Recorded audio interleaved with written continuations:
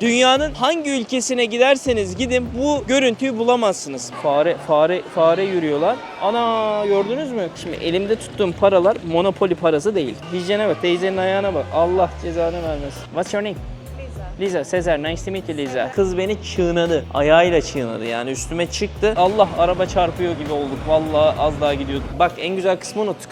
Bizim Türklerin en sevdiği kısım. Burası ne Miami sahilleri. Kaju çok fazla var. Bunlarda kaju bayağı şey. Ha, it's okay. Ya bak, burada nefret edeceğiniz bir şeyi söyleyeyim. Kurban olduklarımı ya. Şişeye geçirmişler. Zalimin oğulları. Sarımsağı yiyor, soğanı yiyor. Sonra kameraya çekimi yapacağız. Hoh yapıyor bana.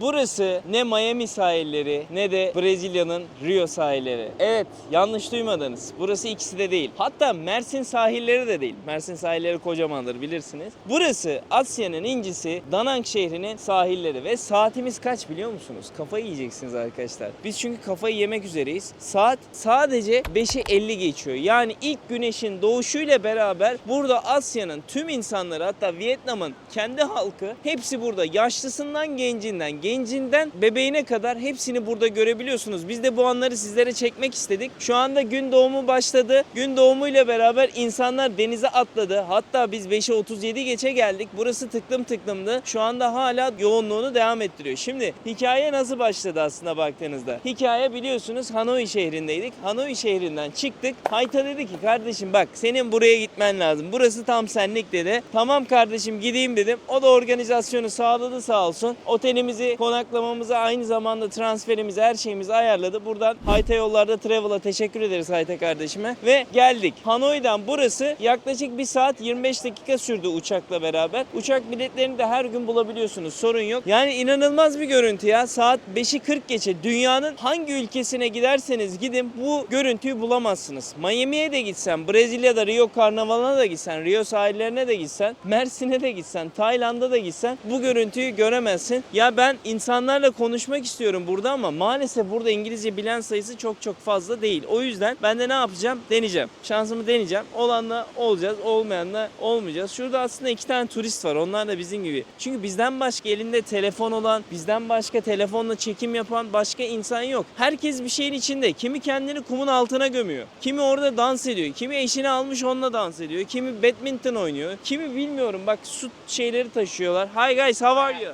Hi, I'm Vietnam. Vietnam. Yeah. What's your name? Yeah, I am Mr. Tong. Mr. Tom. Yeah. How is going here? How in Vietnam to Da Nang City. Do you live here? Yeah, here. In Da Nang? Yeah. Oh, Da Nang, okay. yeah. Thank you. Yeah, Thank okay, you. thank See you. you. See Enjoy. Enjoy your day. Bye bye. Xin chào. Good morning. Do you speak English? İngilizce bilen yok şu anda. Yani Vietnam'da İngilizce bilen sayısı çok az. Excuse me, good morning. Do you speak English? No English. English? Oh be, finally. How are you? Okay. Good? Vietnamese? Vietnam, Da Nang? Đà Nẵng. Da Nang. Okay. Do you like here? No, đi biển bơi. Ha, burayı seviyorsun sen. No, I don't. No. Türkiye. Uh, Turkey. Do you know Turkey? Tiếng Dũng. Thank you. Thank you canım. Arkadaşlar, buraya geldiğinizde İngilizce gerçekten sizleri zorlayacak. Hi brother, good morning. Yeah, good morning. Yok, İngilizce zorlayacak bizi. Good morning. Good morning. Morning. How are you? I'm fine. Good morning. Xin chào, good morning.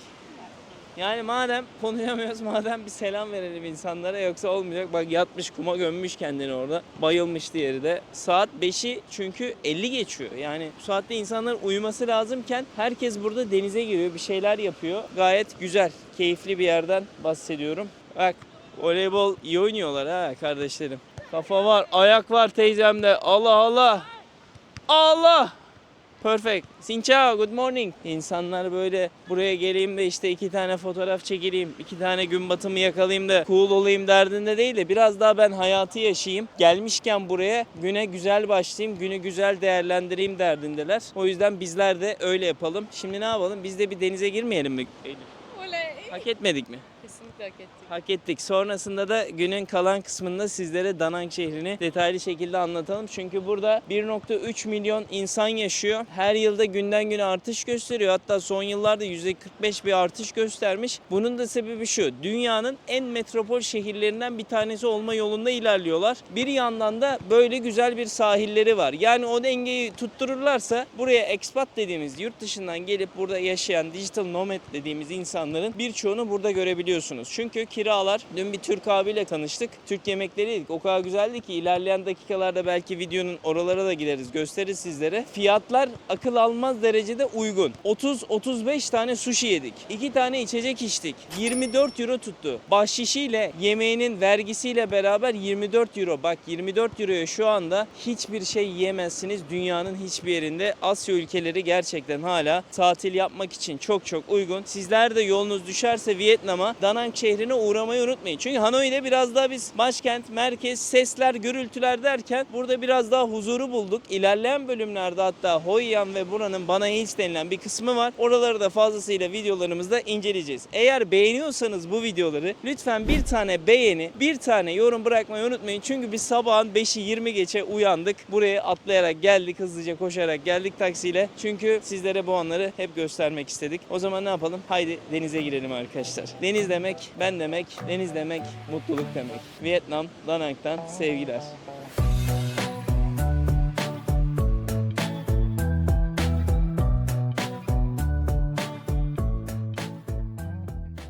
Az önce dedim ki Eylül'e, ya dedim Eylül bak gel iddiasına girelim dedim. O dedi hatta iddiasına girelim diye. Çünkü ben konuyu atan kısımdayım. Dedim ki Mersin gerçekten sahilleriyle çok büyük. Dünyanın en büyük ilk 10 sahiline girer dedim.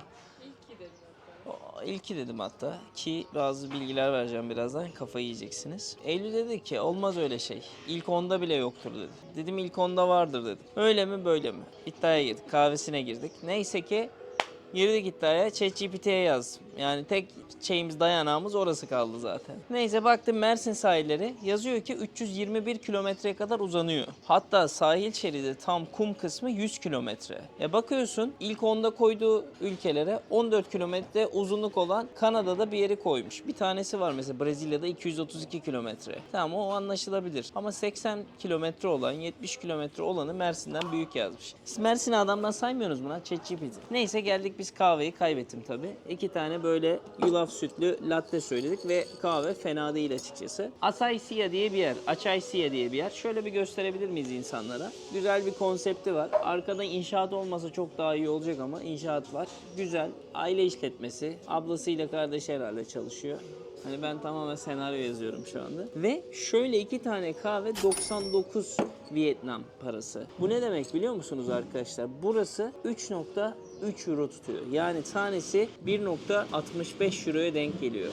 Eylül şaşırdı nasıl hesapladı bu diye. Matematiğim çok iyidir. Dünyanın hiçbir yerinde şöyle büyük bir latteyi 1,65 euroya içemezsiniz. İçerseniz çağırın, ben de gideceğim orada içeceğim. Bir de yulaf sütlü. Yulaf sütü büyük şeyimizdir bilirsiniz. Neyse biz şimdi burada kahvemizi içelim, sonra otelimize gidelim. Bir kahvaltı yapalım, sonra Da Nang şehrini enlemesine beraber inceleyelim. Afiyetler olsun. Buyur Eylül, hak ettin.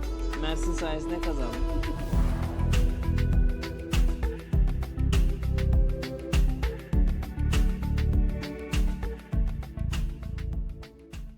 Hayta kardeşim bize tam merkezde bir yer tutmuş. Şu anda böyle bir otelin önündeyim. Crown Plaza diye geçiyor. Kaldığımız yer bayağı merkezi. Zaten sürekli arabaları, motorları göreceksiniz. Arkamızda da böyle Umeyaki diye bir yer vardı. Hatırlarsınız Japonya'da, Kore'de Korean barbekü vardı. Korean barbekü birebir yiyeceğiniz yer. Ve sınırsız eti 15 dolara yedik. İnanılmaz da lezzetliydi. Valla bayıldık. Şu anda da merkezdeyiz. Şimdi gideceğiz, bir kahvaltı yapacağız. Buranın açık büfe kahvaltısı var. Onu da göstereyim. Buranın geceliği 80 ile 100 dolar arasında, geldiğinizde kalabilirsiniz. Bence şahsi fikrim 2-3 gün burada kalın. 2-3 günde sahil tarafında denize sıfır oteller var. 8-10 dolardan başlayan otellerden bahsediyorum. Oralarda da kalabilirsiniz. Bu üst segment bir otel. Gerçekten keyif verici. 5 yıldızlı bir otel. Öyle. Hadi gidelim içeri bir görelim ya. Otel nasılmış? 5 yıldız. Lobimiz. Bak mesela otelde de masajlar var. Oteldeki masajlarda 65 dakika içinde 750 istiyorlar. Yani nereden baksanız 30 dolar civarında falan oluyor bu rakam. Ama dışarıda 10 dolara bulabiliyorsunuz. Fakat bunun içinde farklı şeyler de var. Sauna var. İşte ice bath, soğuk suya giriyorsunuz. Üstüne bir de ayak rahatlatma, face mask falan yapıyorlar 45 dakika. Dışarıda böyle şeyler yok, hizmetler. Ama benim şahsi fikrim şu: paranız varsa, otele geldiyseniz bir kere de olsa yapın bunu. Eğer bütçeli geziyorum diyorsanız da dışarıda çok ucuza masajlar var. Dün mesela bir saatlik tüm full body bir masaj yaptırdık. 15-16 dolar civarına verdik. Ama ben böyle bir şey görmedim. Kız beni çiğnadı. Ayağıyla çiğnadı. Yani üstüme çıktı. Kütletti mütletti bir şeyler yaptı. Taşları kullandılar. Sonra bir tane böyle şey vardı. Çubuğu soktu bir yerlerime. Yani bir yerlerime derken şuralarıma falan soktu. İnanılmaz iyiydi. Gel asansörle gidelim, bir kahvaltı yerine gidelim. Direkt kahvaltı. Hadi bakalım. Kahvaltı arkadaşlar burada 8. katta. Yok. Kaçtı kız? 5 miydi? 4. Spor salonunu hatırlıyorum. Aynen. Orayı da gösterelim insanlara, spor salonu. Bugün bir spor yapalım. Şu an her yerim ağrıyor. Eylül var ya. Yani resmen beni mahvetti ya. Tüm bacak alt kısımlarını çalıştık. Kalça, ayak çok kötü ağrıyor. Good morning. How are you? 804. You remember Vivian? Thank you. Sağ ol canım. Açık büfe kahvaltımız var. Buradan meyveler, sebzeler, fondü varmış. Fondüyü yeni öğrendim ben. Fondüyle sufleyi karıştırıyorum. Burada bak çok tatlılar ya. İlk kez bu kadar. How are you? Good? Can I get you two flat white with oatmeal? Yeah. Oh, Extra hot. Louis, you remember? Extra hot. Louis is the best. When you come here, find her. I will bring you to your table. Thank you, thank you. Burada Hint yemekleri var. Geldiğinizde farklı ülkelerin yemeklerini yiyebilirsiniz. Ustam. Buradan yumurta yaptırıyorsunuz. Burada açık büfe kahvaltısı, somon yiyoruz biz genelde. Başka pek bizi saran bir şey yok. Çünkü biz bir de dikkat ediyoruz son zamanda yediklerimize. Farklı ülkelerin dediğim gibi yemekleri var. Kendi özellikle Asya kültürünün fazlasıyla göreceksiniz. Şurada tüm sosisler, danalar, dana diyorum, domuzlar falan var. Bak mesela Asya kültürüne ait bir tane yemek. Noodle, şirimpli. Güzel. Sabah sabah da yemeyin ama yani. Kültür işte abi. Kültürel farklılıklar çok farklı olabiliyor. O yiyince de kızıyorum, doğru. Niye yiyor? Sabah sabah sarımsağı yiyor, soğanı yiyor. Sonra kameraya çekimi yapacağız. Hoh yapıyor bana.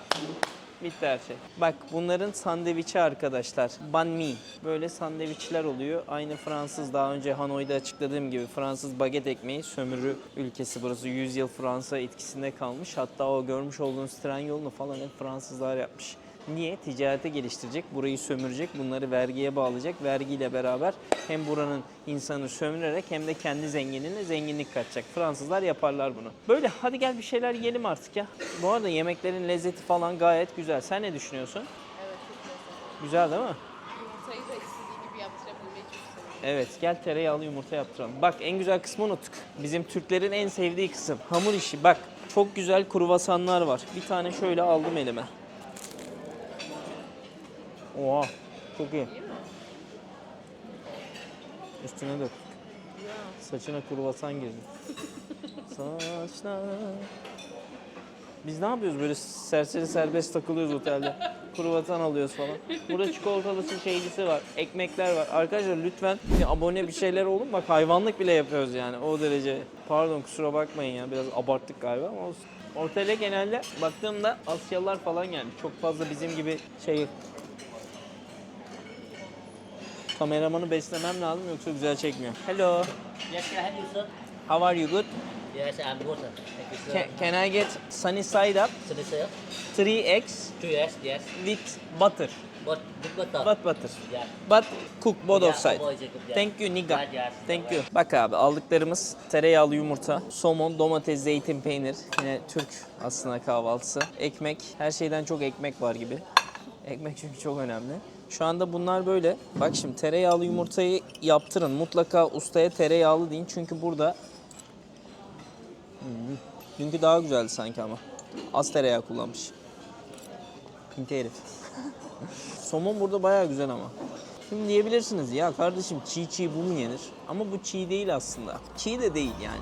Bunu açıklaması çok zor aslında. Ama çok lezzetli. Alışınca çok seversiniz. Havuz manzaralı. 4. kattayız şu anda. Böyle. Bizlere afiyetler olsun.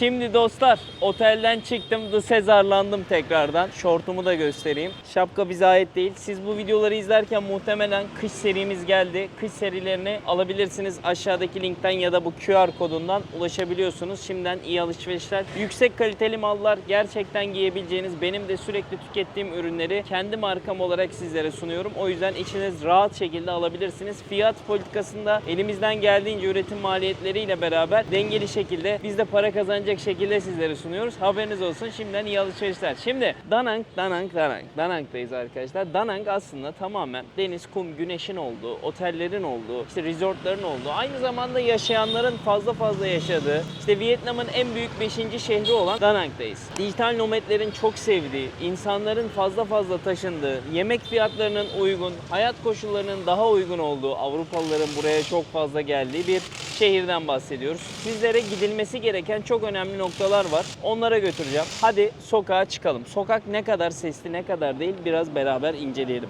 Şimdi bizim kaldığımız otel şehrin merkezi gibi düşünebilirsiniz. Bir de sabah gitmiş olduğumuz sahil kısmı vardı, hatırlarsınız. İkiye bölünüyor aslında şehir. Yani köprüler arasında geçişler. Han Köprüsü var, bir de Ejderha Köprüsü var. Bu Ejderha'yı birazdan ziyaret edeceğiz. Motorla yanından geçeceğiz. Motora bineceğim. Motor kiralamadan isterseniz 4-5 dolar verip kiralayabilirsiniz. Şu an ihtiyaç duymadım açıkçası ben. Çünkü şehirde de ülkede de biraz kaos da var ama belli de olmaz. Motor seven birisiyim. Her yerde onlara ait restoranlar var. Aslında Hanoi ile hemen hemen bu ana merkezler benzer. Onların yemekleri arkadaşlar. Ya bak burada nefret edeceğiniz bir şeyi söyleyeyim. Korna sesi. Hiç bitmiyor. Yani burası yine iyi. Hanoi'de orada hiç bitmiyor arkadaşlar. Yani burası akıl almaz bir yer. Yani sürekli trafik akıyor bu şekilde. Millet birbirine korna çalıp duruyor. Birazdan bakın korna sesi gelir. Burası şu an aktığı için gelmiyor ama lan beni mahcup ettiniz be. Yazıklar olsun. Heh geldi. Marketler böyle. Masaj salonları var, dövme salonları var. Motorlar her yerde. Böyle yine küçük sandalyeler var. İnsanlar küçük sandalyelere oturuyorlar. Lan çok acayip ya. Ya şu çocuk oturur buna ama yetişkinler oturuyor işte. Vallahi garip bir yerdeyiz. Böyle bir yer var. Evin şeyi galiba. Ağır kokuyor yalnız. Çok ağır kokuyor. Bunların yemeklerini yemeyebilirsiniz arkadaşlar. Bak tencerede kaynayan yemeğe bak mesela. Of çok kötüydü. Her yerden yemek yemeyin. Vallahi billahi. Geçen gün ben burada bir şeyler içtim falan. Hatırlarsanız Hanoi'de. O nar suyu falan vardı ya, beni bir bozdu. Midem falan felaket oldu. O yüzden bir şeyleri içerken, yerken böyle kaliteli yerlere gitmeye özen gösterin. Yoksa vallahi şey olursunuz böyle. Karnınız kötü olur. Rahatsızlanırsınız, zehirlenirsiniz. Her yerden yiyip içmeyin. Buzlara özel dikkat edin. Burada çok fazla international dediğimiz, yani Avrupa'dan ya da bambaşka dünyanın diğer devletlerinden olan yemekleri de bulabiliyorsunuz rahatlıkla. O yüzden sıkıntı yok. Hadi motora atlayalım, şu sizleri ikonik köprüye götüreyim ya. Hadi. Bakın şimdi motor kiralıyorum. Bike görüyor musunuz? Uygulama yüzünden tekrar Grab'i kullanabilirsiniz. Buradan şimdi motoru ben sipariş ettim. Motorum gelecek. Bakalım kaç dakikada bize onay gelecek. Telefonu böyle tutarken çalıyorlarmış bile. Parayı çekti yukarıdan. Yaklaşık 1 dolar. 1 dolar 10 sent falan. Bak şuradan hemen gelmiş oluyor. Bu kadar basit. Hoş geldiniz. İşte bu kadar konforlu. Motoru kiralıyorsunuz bu şekilde 1 dolara. Gideceğiniz yere motorla gidebiliyorsunuz. Araba da kiralasınız burada. En uzun yere 3-5 dolardan aşağı vermiyorsunuz. Vietnam gerçekten ulaşım konusunda taksi ya da motor olarak çok uygun fiyatta sizleri karşılıyor. Haberiniz olsun. Güzel bir şey bu. Şimdi ben size Vietnam'la ilgili biraz detaylı bilgiler vereyim. Geçmişle ilgili de. Şimdi Danang şehri yıllar evvel anlatmıştım Hanoi videosunda. İzlemediyseniz izleyin. Fransız sömürüsünde burası çok önemli bir liman olarak kullanılıyordu. Bir de Amerikalılar burayı savaşa geldiklerinde 20 yıl süren savaşta ilk ayak bastıkları yer aslında Danang şehriydi. Danang'ın tarihte böyle bir önemli unsuru var. İnsanlar burada 74 yaşına kadar yaşıyorlarmış. Ortalama yaşam süreleri. İşsizlik oranı da %2.3'lerde falan. Yani burada aslında baktığınız turizm kenti olduğu için diğer Vietnam'ın şehirlerinden buraya geliyorlar. Nasıl bizdeki Türkiye'de baktığında Antalya,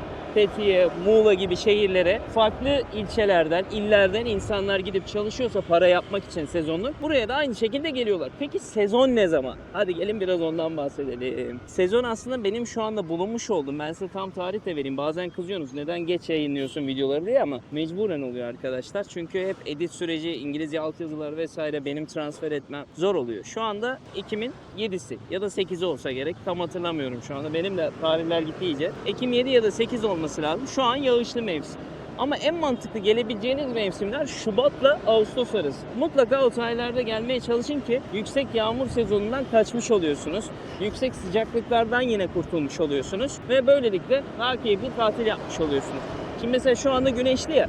Öğleden sonra genelde yağmurlar başlamaya başlıyor burada Ekim aylarında. Ama yine de belli olmuyor. Allah'ın işine kimse karışamaz.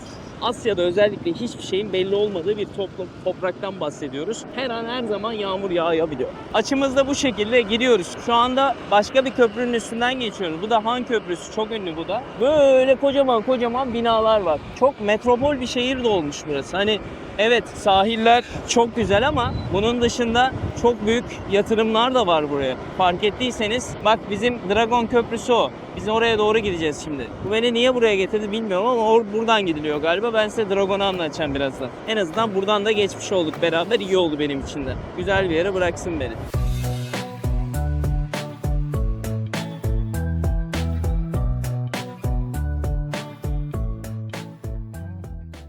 Da Nang'a gelince aslında gideceğiniz iki tane çok önemli olan yer var. Biri Hoi An, biri de Bana Hills denilen bir tane böyle el var altın. O el işte yukarıda böyle. Göstereceğim ilerleyen zamanlarda. Anlayacaksınız ne demek istedim. Hoi An'da böyle bir köy. Aynı Bali standartlarında böyle pirinç tarlaları falan var. İlerleyen bölümlerde onları da sizlerle beraber keşfedeceğiz. O yüzden ne yapıyorsunuz? Kanala abone olmayı unutmuyorsunuz. Bir tane de şöyle kardeşim motorda dikkat et. Aman Allah kaza bela vermesin yazarsanız çok sevinirim. Hangi şehirden yazıyorsanız bir de onda yazarsanız daha da mutlu olurum. Teşekkürler. Evet işte o ikonik Dragon Köprüsü arkadaşlar. Eğer ki cumartesi pazar geldiyseniz buraya akşamları saat 9'da ateş şovundan sonra su püskürtme şovu oluyor. Böylelikle aslında buranın en ikonik durumunu görmüş oluyorsunuz. Gördüğünüz üzere sarı bir dragon var. Bunun kafa kısmından ateş püskürüyor. Yani hafta sonuna denk getirirseniz sizler de güzel bir şov izlemiş olursunuz. Ben şu anda günlerden salı günü olduğu için maalesef bunu göremeyebilirim burada kalmazsam. Yine de sizlere stok görüntülerden elimden geldiğince göstermeye çalışıyorum. Keyifli. Gece hayatı özellikle bunun çevresinde aslında toplanıyor. O yüzden geldiğinizde buraya emin olabilirsiniz. Güzel bir şov sizleri bekliyor arkadaşlar. Bu da ejderhanın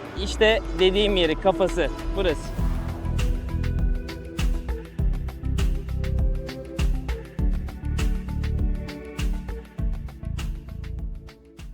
Şimdi ben köprüyü aldım arkama, indim motordan, biraz yürüyerek devam edeceğim. Sizlere bazı şeyler daha anlatacağım. Gideceğim diğer iki tane daha kısım var, onları da göstermiş olacağım. Köprümüz bu şekilde. Yağmur akıntısı olduğundan dolayı buradaki nehirin görüntüsü de böyle çamurlu gibi gözükebilir. Ki öyle zaten. Hadi bakalım. Motor çağırdım. Da Nang Han Market'e gidiyoruz. Buradaki hediyelik eşyalar ya da güzel bir şeyler almak istiyorsanız böyle tamamen lokallerin olduğu bir pazara doğru yer alacağız. Ama gittiğinizde en önemli unsur, tekrardan gitmeden uyarıyorum, Asya gibi ülkelerde pazarlık yapmadan hiçbir şey satın almayın. 500 diyorsa 150 değil. Emin olun maksimum 300 liraya alırsınız o şeyi. Öbür türlü 500'e size burada maalesef fazla fiyat verecektir, bilginize. Mesela bu yolculuğumuz çok daha kısa. Şu anda 50 sente gidiyoruz arkadaşlar. Yani bir ülke düşünün ya da bir dünya devleti düşünün. 50 sente bir yerden bir yere gidebilme şansın var. Bu da Asya ülkelerinde çok mümkün. Özellikle Vietnam, işte Bali, ondan sonracıma Kamboçya, buralarda mümkün. Uygun abi. Hala çok uygun. Malezya bile çok uygundu.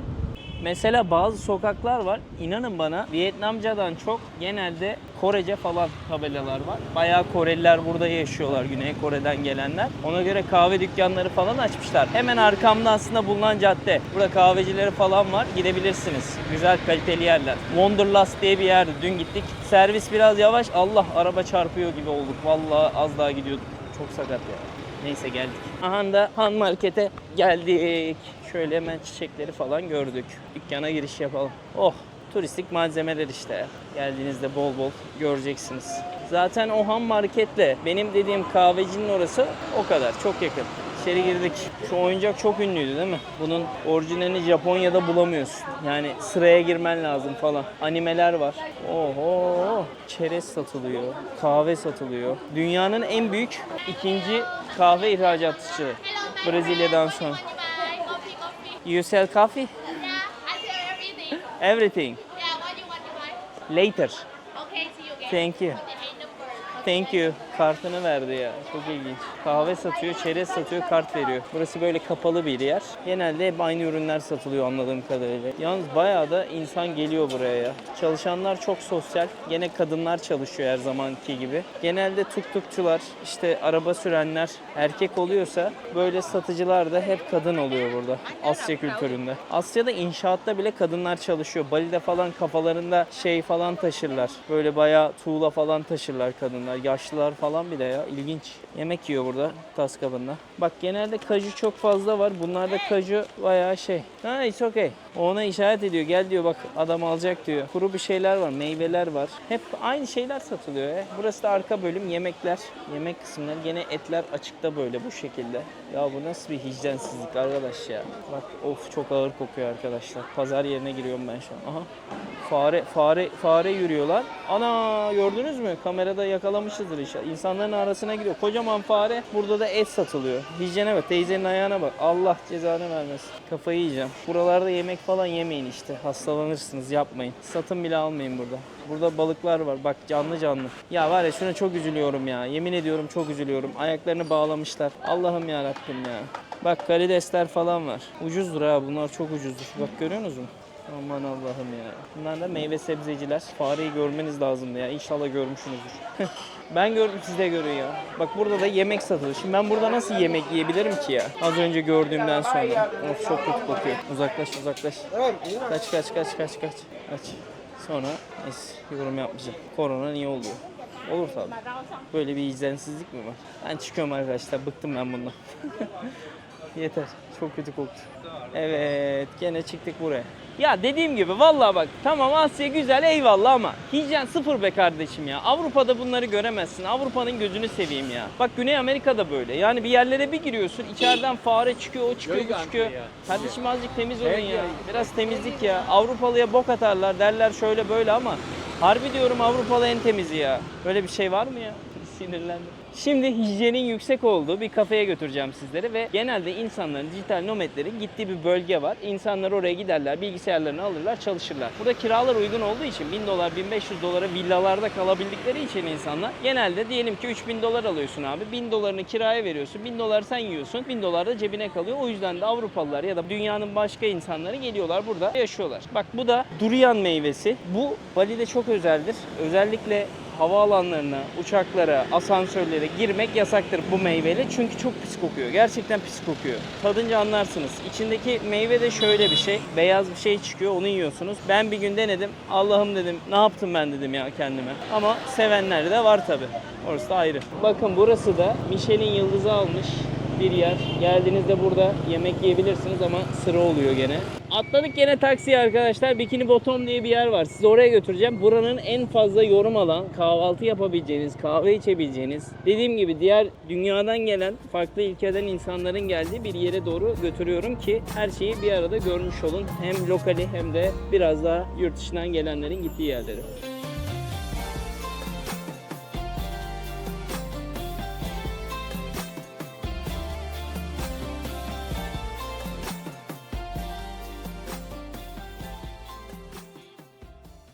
Motorla bir tık erken indim. Size en son göstereceğim şeyi hatta şimdi göstermek istiyorum. Daha sonrasında kafeye geçip size bir şeyler de anlatmak istiyorum oralarda. Para birimi ile ilgili vesaire. Ama benim çok ilgincime giden bir durumu göstereceğim size. Dünyanın hiçbir yerinde bu kadar detaylısını, büyüğünü görmedim. Sizler de görün istiyorum şu anda. Evet. Hazır mısınız? Ben şok geçirdim ve gerçekten böyle içimi bir buhran kapladı ama bu bir kültürün simgesi artık. Öyle söyleyeyim. İnsanlar buna alışmışlar. Bak görüyor musunuz balığı? Ağzını açıyor bak. Ben geldiğimde ve burada da yanında da köpek balığı var arkadaşlar. Köpek balığı yavrusuyla beraber burada. Ve her yerde ıstakozlar var. Hello. Istakozları kurban olduklarımı ya. Şişeye geçirmişler. Zalimin oğulları. Böyle diyoruz, gidiyoruz biz de balık yiyoruz. Şurada ıstakozları görüyor musunuz? Bak balıklara bakın, yengeçlere bakın arkadaşlar. Ben dünyada hiçbir yerde o kadar ülke gezdim. Bu kadar detaylısını, bu kadar büyüğünü görmedim. Böyle koca devasa akvaryumlar yapmışlar. Yazık ya, bağlamışlar ya. Bak birbirleriyle kavga ediyorlar, çıkmaya çalışıyorlar, kaçmaya çalışıyor. Bağlı çünkü. Üzülüyor insan ya. Vallahi üzülmüyor değil ya. Bunları böyle bağlamışlar. Yani insanı yemekten soğutuyorlar. Yemin ediyorum. Her şey paraya dönüyor. Bak sülnes. Yıllarca balık tuttuk. Burada kocaman kocaman yengeçler var. İstiridyeler var. Bak görüyor musunuz? Kocaman kocaman. Şunları videolarda yiyordu Çinliler. Nefret ediyordum onlar yerken. Şimdi gözümün önündeler. Kocamanlar ya. Böyle bir yer arkadaşlar. Buradaki yeme içme kültürü böyle. Deniz ürünlerinin bol olduğu, fiyatların çok uygun olduğu ama aynı zamanda da maalesef hayvanların canlı canlı işte daha kaliteli olsun diye böyle yengeçleri bağladığı, birbirleriyle böyle sıkış tıkış bağladıkları bir yer. Ben bu pesketeryanlığa kafayı koyduğumda biraz da bununla da ilgim vardı. Yani o tavukların üst üste binmesi, işte danaların, ineklerin böyle çiftliklerde normal besin yerine işte saman, böyle ilaçlı samanlar verilmesi falan filan derken böyle kafa bir kurcalandı. Et yine çok seviyorum. Videolarda yine gösteriyorum yediğimi vesaire ama insan da kurcalamıyor değil kafayı biraz bunları görünce. Garip bir durum. Ne diyeyim şimdi, dünyanın düzeni bu olmuş. Biz de dünyanın düzeninde kaybolmuş gitmiş bireyler olmuşuz maalesef. Neyse çok derin konuşmayacağım. Artık herkesin kendi fikri, ister vegan olun ister vejetaryen, isterseniz de her şeyi yiyin ama günün sonunda da hayvanları da düşünün be. Çok da hayvanların şey olduğunu düşünmeyin. İşte hayvandır acı çekmiyor. Bilimsel olarak son 20 yılda da araştırılmış bu. Balıkların gerçekten acı hissini yaşadıklarını, işte korku hislerinin fazla olduğu da bir gerçek. Bilginiz olsun. Ben bilgiyi vereyim. Elçiye zeval olmaz. Gerisi size kalmış. O kadar.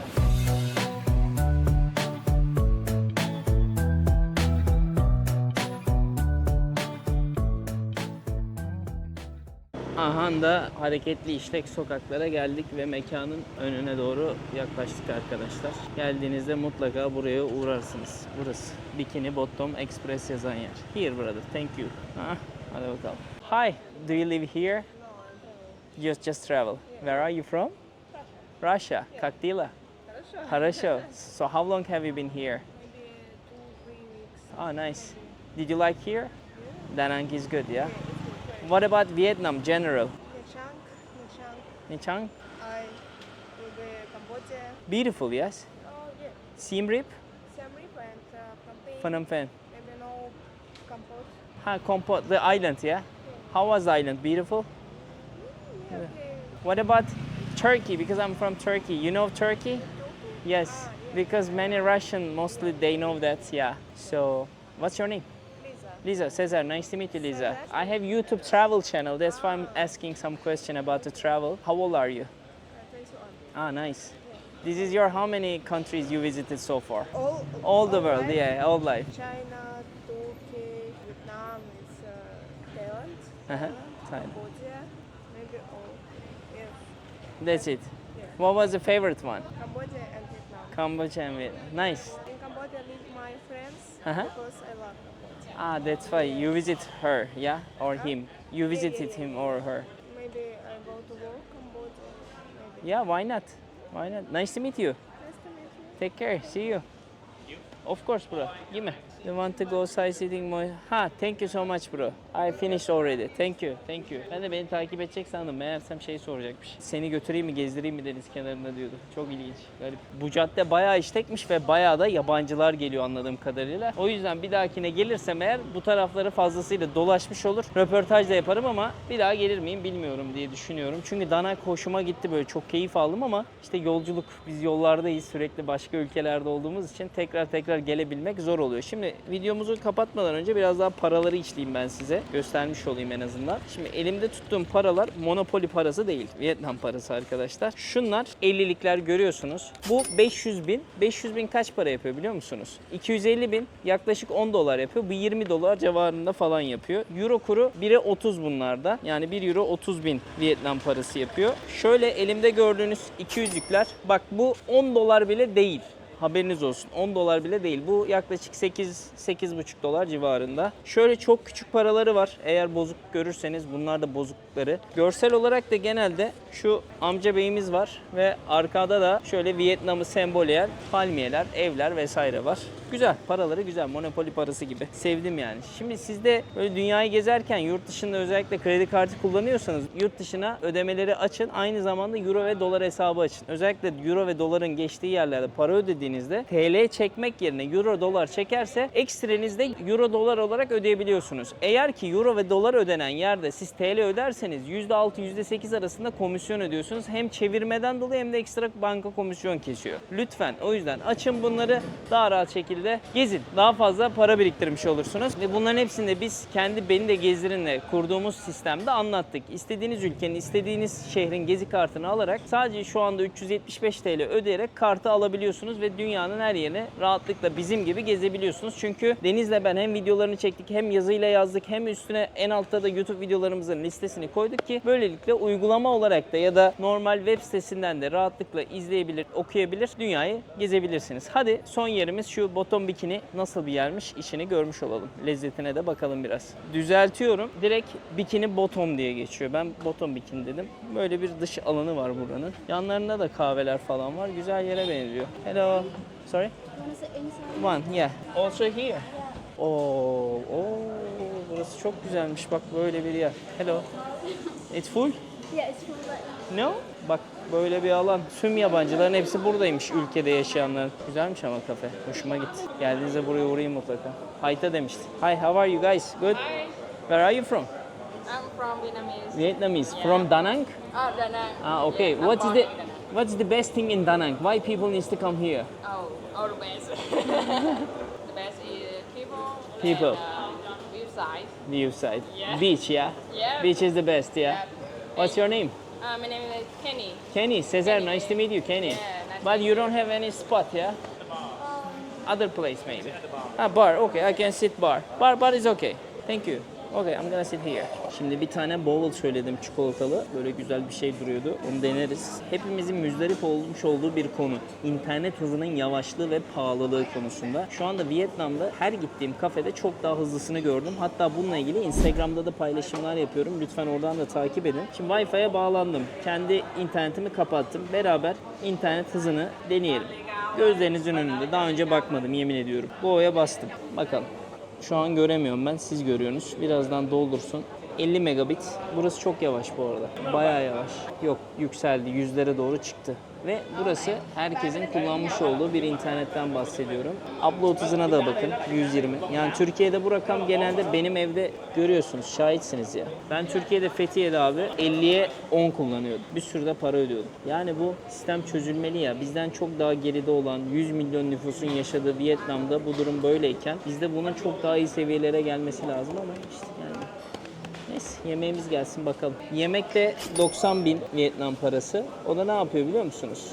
30'la çarpsanız 3 euroya şu anda bowl yiyeceğim. Euro olarak 3, dolar olarak 3,5 dolar. Bedava, hala bedava. Böyle bir yerde, hani herkesin yabancı olduğu bir yerde bu. İşte o bowl'umuz geldi arkadaşlar. Bakalım tadalım. Yaklaşık, Allah akıttık biraz size göstereceğiz diye. 3 euroya yiyebildiğin bowl. Bakalım tadı nasıl. Karıştıralım. Şeklini bozacağız. Yoğurt vardı içinde. Ben yoğurt yemediğim için kokonatla yaptırdım. Aman aman güzel değil. Çünkü çok kokonat kokuyor ama yine fena değil. Afiyet olsun.